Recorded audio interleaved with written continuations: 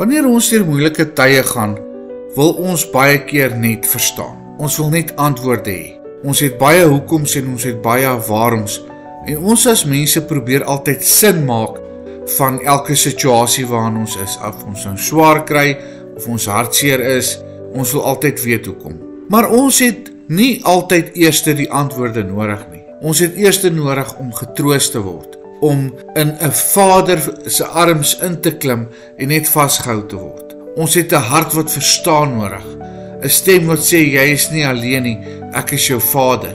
En deur die woestyntye wat ons gaan en waar ons met al hierdie vrae worstel, moet ons dalk net 'n bietjie stil raak en in God se liefde begin inbeweeg.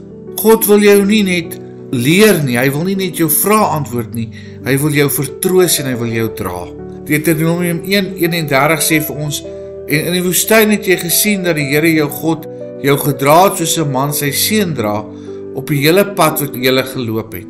Sy liefde is nie net 'n idee nie, dis 'n daad. Hy tel jou op wanneer jy struikel.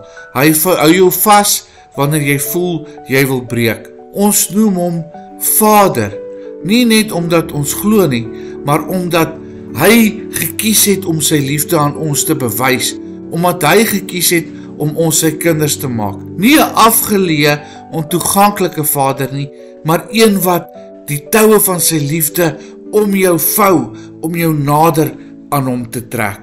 In Hosea 11 vers 3-4 sien ons dit. Ek het Efraim self leer loop. Ek het hulle op my arms geneem. Met mense toue het ek hulle getrek met toue van liefde. Dit is 'n beeld van 'n pa wat afbuig om sy kind se hand te vat, om sy kind te leer loop. Wat nie moeg word vir elke keer wat hy kind val nie. Wat nie moeg word vir elke tantrum nie, maar wat sy kind bly vashou en bly onderrig. En selfs al voel jy partykeer verlore, al voel jy verward in 'n onbekende situasie, al voel jy verwerp deur die wêreld, hy ken jou, hy het jou gekies. Sy oë vind jou in 'n groot skare mense. Hy weet altyd waar jy is. Jesaja 63 vers 16 leer ons, want U is ons Vader, U o Here is ons Vader, ons verlosser van ouds af is U naam. Selfs as niemand anders jou verstaan nie, God verstaan jou. Hy noem jou sy kind. Hy sê kom nader, laat ek jou eyenaatjies reg soen. Die sleutel lê nie in hoe jy uit jou omstandighede gaan kom nie. Dit lê daarin dat jy fokus op God se hart, op hoe hy oor jou voel, dat jy sal sien, jy kan in sy arms gaan sit, en jy kan maar so bietjie huil.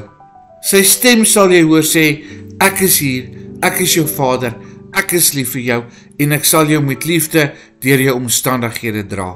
Hoe wonderlik is dit nie om te besef, wat God vir ons is, en wat hy vir ons wil doen nie. Hemelse Vader, ons kom vra U, Here, kom verander die manier wat ons dink.